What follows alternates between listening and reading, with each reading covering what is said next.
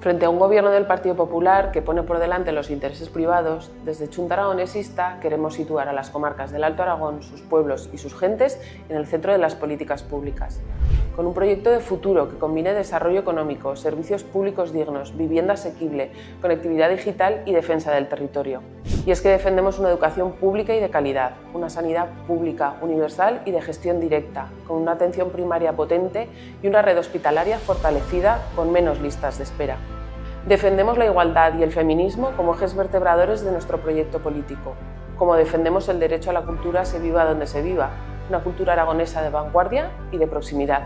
Queremos una mejor movilidad ferroviaria que vertebre nuestras comarcas, con un servicio de cercanías Huesca-Zaragoza, con la reapertura a la línea internacional de Canfrán y la aceleración de tramos de autovía pendientes de ejecución, así como los del eje pirenaico y una modernización de toda la red secundaria.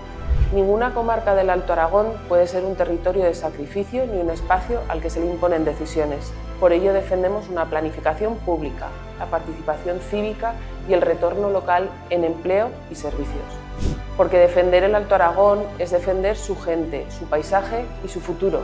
Y eso solo es posible con políticas valientes, planificadas y pensadas desde y para el territorio. Por eso el día 8 vota a favor de Aragón, vota Chunta Aragonesista.